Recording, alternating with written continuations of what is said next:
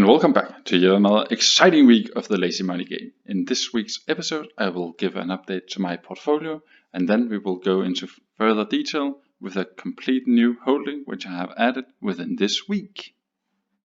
So if we start by looking at the value, we can see that the value has increased $900 compared to last week. But if we then go back and take a look at the overview, we can see that the cost has actually increased with $2,000, meaning that I am actually down $1,100 for this week. If we then go to the dividends tab, we can see that I have received a little more than $20 this week, which was from Cardinal Health and Realty Income Corp, bringing the total dividends for this month up to $31.69 so far. So if we go back to the overview, where have I decided to invest $2,000? Well, if we scroll up here, then we can see that there is a new line, and it is containing Unum Group, which is my new acquired position, and I have put all the $2,000 into this company. So let's go and take a look and see how this fits with the guidelines. So just to summarize the guidelines, the first one is a yield above 3%, then it is a forward dividend yield which is above the 4-year average yield, and then the third one is a PE which is lower or in line with its peers. Number 4, a payout ratio less than 75%. 5, it has to be a diversification across sectors within my portfolio. Number 6, it needs to have a good dividend history. And finally, the hardest one, a strong company potential and a good moat. So let's start by going into Seeking Alpha and looking up Unum Group with the ticker symbol UNM, and let's go to the dividends tab. So immediately we see that the dividend yield is way above the 3%. We can also see that the payout ratio is well below the 75%. If we then go to the dividend yields tab, we can also see that the forward dividend yield is way above the 4-year historical average. So this looks like an attractive place to get in to the stock. If we then continue to the peers tab and scroll down, we can see here that Unum Group has a PE ratio which is well in line with its peers. It is by far the lowest PE ratio that we are seeing currently.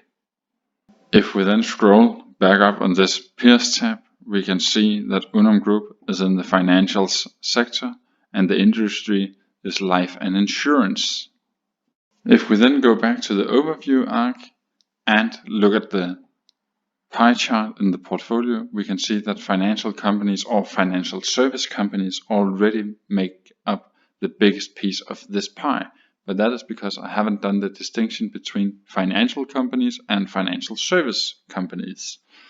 And Unum Group belongs to the piece which you could clearly call financial service companies, since it is an insurance company.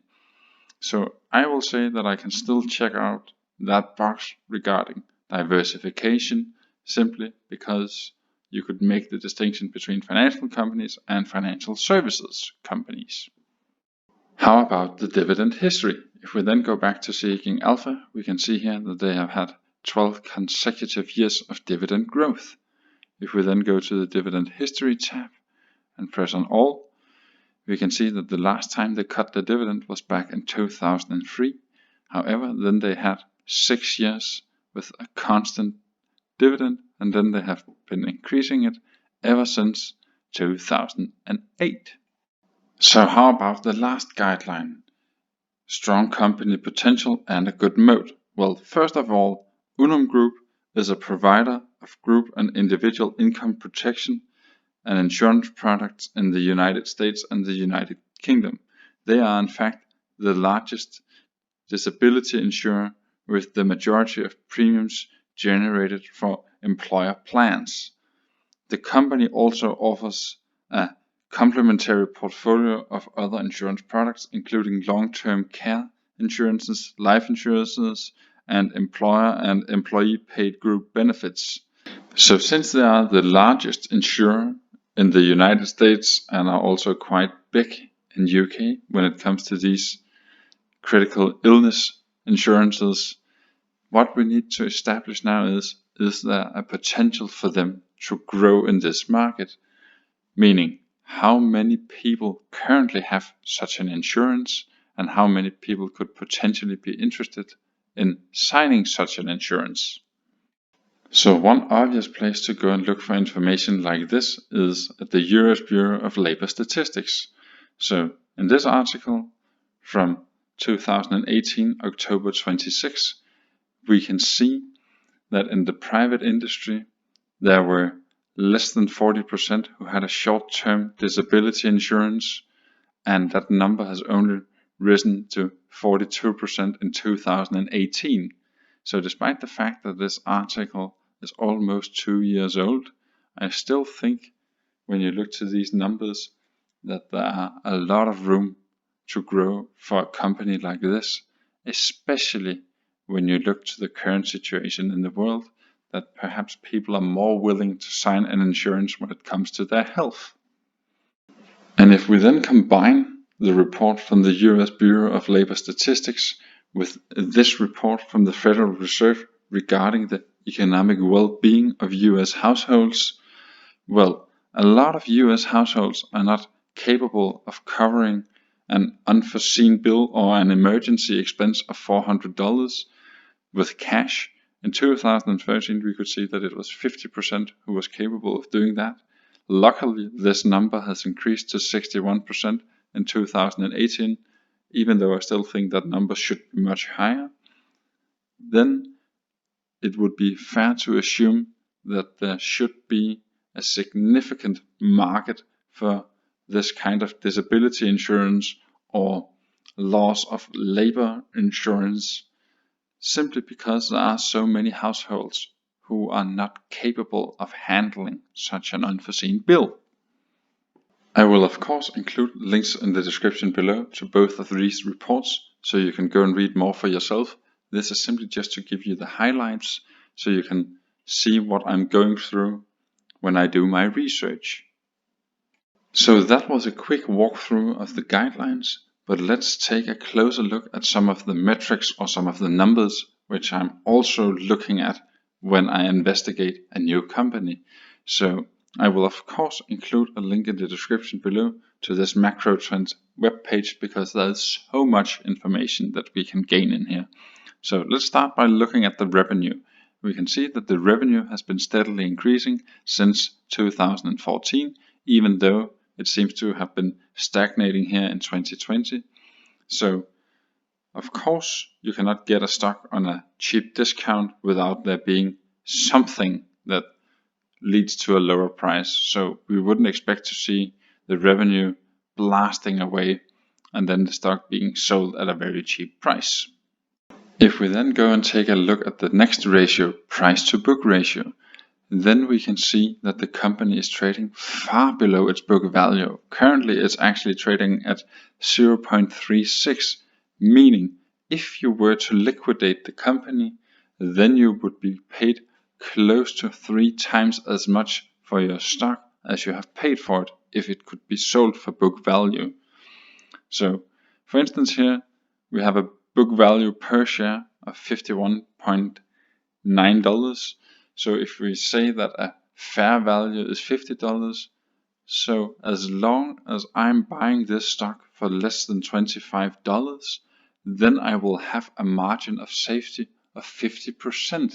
So even though my calculations might be a bit wrong, I still have a huge margin here. If we then continue to the financials and then go to the key financial ratios, if we then look at the debt to equity ratio, we can see that that number is far below 1. We want to make sure that is the case so the company can withstand any short-term issues which might occur, especially this year. And we can see with a ratio of 0.33 that they are really in the clear here. If we then continue with return on equity, the higher the number, the better. We want to see if the business is well run. So how much return do they get with their investments? And we would really like to see a number above 10, above 15 would be amazing. And since we are talking about an insurance business, you will always have some down years, as we can see here, but in general it seems like they are capable of getting over 10, so this is fine as far as I can see. If we then switch from Macrotrends to Gurufocus, I will of course include a link in the description below for this webpage as well, and then we type in the ticker symbol and go to the insiders. Then we can see that all the insiders has been selling, but I mean there's one insider who has been selling in 2020, but otherwise you have to go quite a while back in 19 and 2018 where you can see that the stock price was much higher. I mean 33, 40, above 50 even. And you cannot necessarily conclude that there's something wrong in the company when the insiders are selling, because it could be the case that they actually just need the money. But for instance, if we would have seen a lot of purchases here from the insiders, that would give you a lot of confidence that it would be a good investment for you, because they don't need to invest their own money. And if they choose to do so, then they must really believe in the company.